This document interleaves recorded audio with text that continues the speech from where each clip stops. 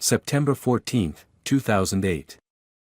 The clock on the wall of Maple Ridge Public Library ticked steadily toward closing time. Outside, the last golden rays of summer sunshine slanted through tall maple trees that had given the town its name. Inside, the familiar scent of old books and lemon polish hung in the air as Hannah Bryce methodically worked through her end-of-day routine. At 54, Hannah moved with the quiet efficiency of someone who had performed the same tasks thousands of times. Her silver-streaked brown hair was gathered in its usual neat bun, reading glasses perched on her narrow nose. Nothing about this Sunday evening suggested it would be different from any other in her 28 years of service.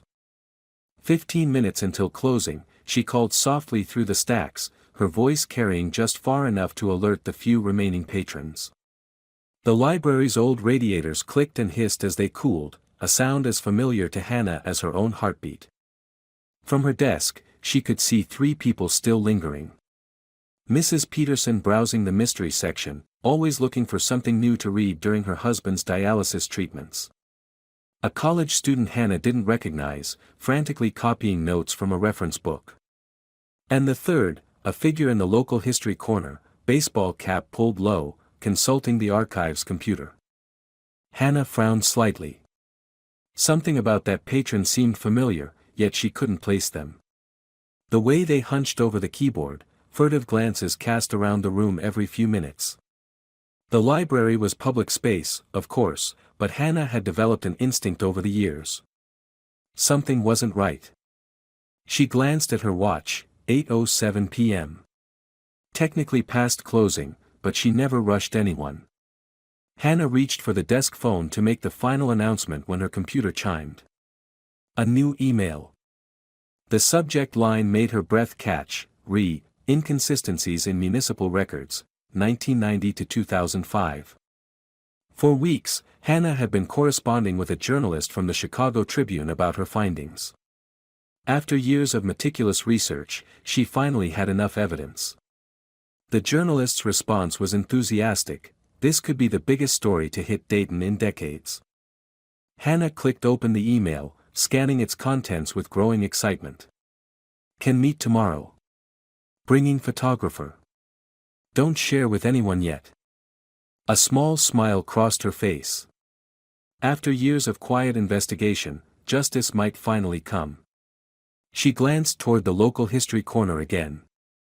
The figure in the baseball cap was gone. Mrs. Peterson approached the desk, 3 novels in hand.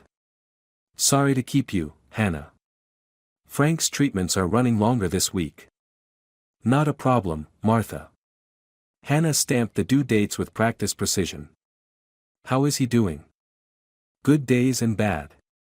Martha's eyes crinkled with a tired smile. These help pass the time. I set aside that new Grisham for you, Hannah said, retrieving a hard cover from under the desk. It's not officially out until Tuesday, but I figured you could use it. Martha's eyes welled with tears. You're too good to us, Hannah. Always have been. After Martha left, Hannah straightened her desk, powered down her computer, and checked that the college student had gone.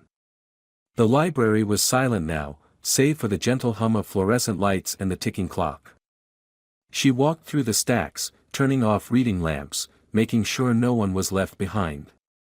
In the reference section, she paused. A book lay open on the table, a volume of town council minutes from 1994. Hannah's heart quickened. She hadn't pulled that one out in weeks, it should have been in the locked archives. She heard a rustle behind her. Before she could turn, something heavy struck the back of her head. Stars exploded behind her eyes as she crumpled to the floor. I know what you found, a voice hissed close to her ear. It was familiar, but through the pain, Hannah couldn't place it. Years of work, she managed to whisper. Others know. Not enough, the voice replied. And now they never will. The brass bookend, a commemorative piece from the city council marking the library's centennial, came down again. And again. At 8:46 p.m., Officer Ray Mendez found Hannah's body during his routine patrol check of municipal buildings. By 9:15, Chief Detective Marcus Wilson stood in the silent library, watching the coroner examine the body.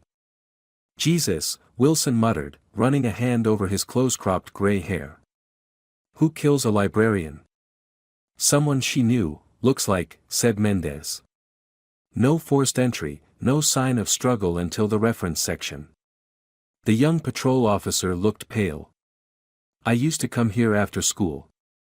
Mrs. Bryce would help me with homework when my mom was working late shifts." Wilson nodded. In small towns like Dayton, Illinois, population 8,742, everyone was connected somehow. Hannah Bryce had touched generations of lives. He knelt beside the body, careful not to disturb the blood splatter pattern. The murder weapon, a heavy brass bookend shaped like an open book, lay nearby, wiped clean of prints. "Security cameras?" Wilson asked. "3 total. 1 at the main entrance, 1 at the staff entrance, and 1 covering the circulation desk," replied Mendez. "All analog, recorded onto VHS." "Of course," Wilson sighed. The town's budget constraints meant many municipal buildings were running on outdated systems. "Who found the tapes?" "Library director already brought them in. She's waiting in the office." Elaine Norris, the library director for 15 years, looked up when Wilson entered. Her eyes were red-rimmed, hands clutching a tissue. "I can't believe," her voice broke. Hannah was the gentlest soul. "I need to know about her routine, anyone who might have had issues with her," Wilson said, pulling out his notebook. Elaine shook her head. Everyone loved Hannah. She walked to work, rain or shine, lived in that little yellow house on Oak Street. Never married, devoted to her books and this community. She paused. "The only family I know of is her niece, Claire. Lives in Chicago, I think. Any unusual behaviors lately? Changes in routine?" Elaine hesitated. She'd been spending extra time in the archives. Said she was researching local history for a personal project. "I didn't think anything of it, she's always been curious." Wilson made a note. "We'll need to check her desk, personal belongings." "Of course." Elaine led him to the small office Hannah shared with 2 part-time staff. "This is her space." It was meticulously organized, color-coded files, labeled containers, everything in its place. A framed photo of a young woman, Claire, presumably, sat beside the monitor. A second photo showed a much younger Hannah standing proudly in front of the library, circa 1980s. Wilson scanned the desk. Nothing immediately suspicious. "We'll seal this area for now." By midnight, forensics had processed the scene. 3 sets of fingerprints were found, Mrs. Peterson's, the college student's, identified as James Harmon from Dayton Community College, and Hannah's own. Security footage showed 3 patrons leaving, Mrs. Peterson at 8:03, James at 8:10, and an unidentified person in a baseball cap at 8:12. The camera resolution was too poor to capture facial details. "The timeline works," Wilson told his partner, Detective Lisa Reeves, as they reviewed the grainy footage. "Our mystery guest in the cap could have doubled back, or hidden somewhere." "What about robbery?" Reeves asked. Cash box was untouched. Computer and personal items still there. Over the next few days, the investigation focused on Hannah's routine and connections. Everyone they interviewed expressed shock and genuine grief. Whoever did this knew what they were doing, Wilson told Reeves as they drove back to the station after interviewing the 20th character witness. No prints, avoided cameras, knew the building layout. This wasn't random. "But why Hannah?" Reeves countered. "No romantic entanglements, no enemies, no financial troubles we can find." The breakthrough came from Claire Jensen, Hannah's niece, who arrived from Chicago to identify the body and collect personal effects. "There's something you should know," she told Wilson as they sat in the station's interview room. Claire was in her early 30s, with her aunt's intelligent eyes and deliberate way of speaking. Aunt Hannah had been obsessed with something lately. She called me about 2 weeks ago, very excited, almost secretive. About what? Wilson leaned forward. She said she'd found a pattern, something she'd been tracking for years. Said some people in Dayton aren't who they say they are. Claire pulled out her phone. I have the voicemail. Hannah's voice, normally so calm, sounded urgent on the recording. Claire, it's all connected. The zoning changes, the relocated families, the sudden wealth. I've got documentation now, actual proof. Going to submit it all soon. I'll call you after I talk to the reporter. Wilson and Reeves exchanged glances. Reporter? Claire shrugged. That's all I know. She was always interested in local history, but this was different. More intense. With Claire's permission, they searched Hannah's house. It was as organized as her desk, books arranged by subject and author, kitchen items labeled, files for everything from medical records to utility bills. Nothing seemed out of place or suspicious. Until they checked her personal bookshelf. Tucked inside a copy of To Kill a Mockingbird was a handwritten list in tight, precise cursive. RK, 1994, Locker 6 TP, 2001, Summer Files AB, 2005, Basement Return Bin AB, 1997, Duplicate Parcel IDs ML, 2002, Variance Records AB, 1995, Missing Archives. Initials, dates, and locations, murmured Reeves. What was she tracking? Wilson stared at the names. AB appears 3 times. Any ideas? Claire thought for a moment. Arthur Bellamy, maybe. He was on the city council when I was a kid. Aunt Hannah never liked him much. That afternoon, Wilson and Reeves dug into town records. The picture that emerged was troubling.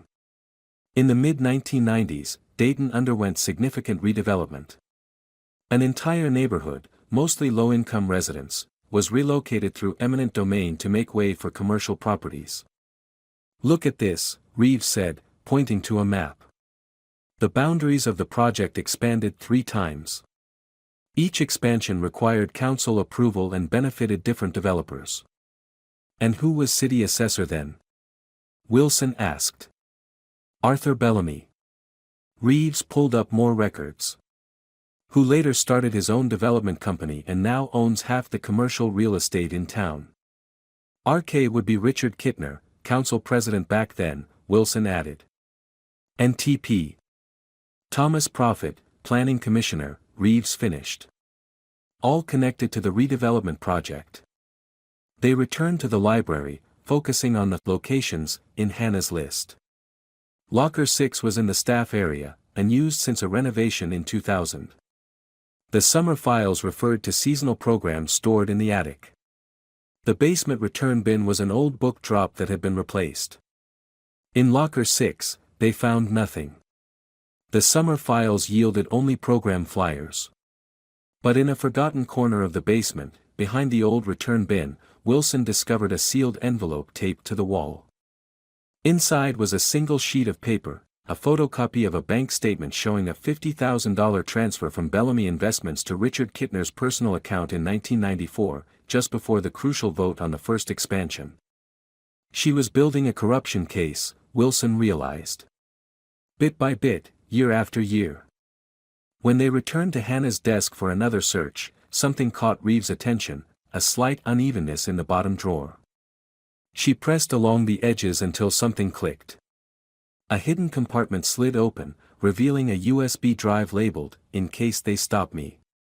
The drive contained scanned copies of municipal maps showing the changing boundaries of the redevelopment zone, missing entries from property ledgers, and a partial scan of an affidavit with the signature torn off. But the key file, complete_report.pdf, was encrypted. She knew someone might come after her, Reeves said quietly. She was preparing. Arthur Bellamy agreed to an interview at his office, a sleek, modern building that stood on what had once been part of the relocated neighborhood. Tragic business with Hannah, he said, shaking his head. At 67, Bellamy was still imposing, with silver hair and an expensive suit. We weren't close, but I respected her dedication to the town archives. Were you aware she was researching the 1990s redevelopment project? Wilson asked. Something flickered in Bellamy's eyes. Was she? Public records, I suppose. Ancient history now. Not so ancient for the families who lost their homes, Reeves countered. Bellamy's smile tightened. Progress requires change, detective. The town council voted unanimously. Everything was done legally. We found evidence suggesting payments to council members before key votes, Wilson said, watching closely. Bellamy didn't flinch. Campaign contributions are public record. I support candidates who support growth. And the missing property records? Clerical errors happen in small town administrations. Bellamy leaned forward. Look, I understand you need to explore every angle, but this conspiracy theory nonsense. Hannah was a wonderful librarian who tragically encountered some random violence. Dragging good people's names through the mud won't bring her back. As they left, Reeves muttered, notice he never actually denied anything. The case stalled. The encrypted file remained unopened despite tech experts' efforts. Weeks passed, then months. Wilson kept returning to the evidence, convinced they were missing something. Then came an unexpected break. James Harmon, the college student from the library that night, came forward with new information. I remembered something, he told Wilson. When I was leaving, I passed a guy coming out of the staff area. He bumped into me, seemed in a hurry. The guy in the baseball cap? No, different guy. Older, well-dressed. I didn't think much of it, figured he was looking for the bathroom. But I saw his picture in the paper yesterday, some charity event. It was that developer, Bellamy. Wilson re-examined the security footage. At 8:09, just before James left, a shadow moved across the edge of the frame, someone too far from the camera to be identified, moving from the direction of the staff area. They brought Bellamy in for questioning. He maintained his composure, insisting he'd been at a restaurant with associates. The alibi checked out, partially. He had been at the restaurant but left alone for about 40 minutes, claiming he needed to take an important call. Without definitive proof, they couldn't hold him. The investigation languished again. Months turned into years. Arthur Bellamy moved to Florida in 2010, ostensibly for retirement. The redeveloped area of town continued to thrive financially. In 2012, Wilson retired. The case remained open but inactive. The brass bookend was quietly removed from evidence and locked away. The copy of To Kill a Mockingbird was withdrawn from circulation out of respect. But the story didn't end. Claire Jensen returned to Dayton in 2015, taking a job at the community college. She often visited the library, sitting at the genealogy desk where her aunt had spent so many hours. She became friends with the staff, learned the systems, volunteered during events. And she watched. On September 14, 2018, exactly 10 years after Hannah's death, Claire was helping close the library when the computer at the genealogy desk suddenly flashed to life. On the screen appeared a login, hbryce_admin, an account that had been deleted years ago. Before her startled eyes, a document opened automatically, the encrypted, complete_report.pdf. The password protection vanished, revealing hundreds of pages of evidence, bank transfers, falsified property assessments, forged signatures on eminent domain acceptances, transcripts of threatening calls to holdout homeowners. The most damning evidence, photos of Arthur Bellamy, Richard Kittner, and Thomas Prophet meeting with known organized crime figures from Chicago.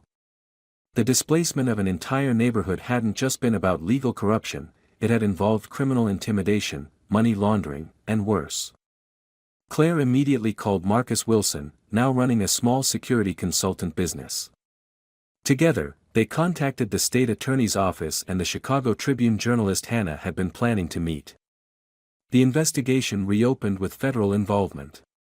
Richard Kittner, facing terminal cancer, made a full confession in exchange for leniency for his son, who had unknowingly inherited properties obtained through corruption. Thomas Prophet had died in 2011, but his estate was subject to civil forfeiture. And Arthur Bellamy? Authorities in Florida prepared to arrest him, only to find his beachfront home empty, financial accounts drained. International alerts were issued, but he seemed to have vanished. The library still closes at 8 o'clock sharp. The genealogy computer occasionally flashes Hannah's login, though IT can find no trace of the account in the system. Some staff members claim to hear the gentle shuffling of book pages in the reference section late at night, though they're always found perfectly aligned by morning. Claire now serves as the head librarian.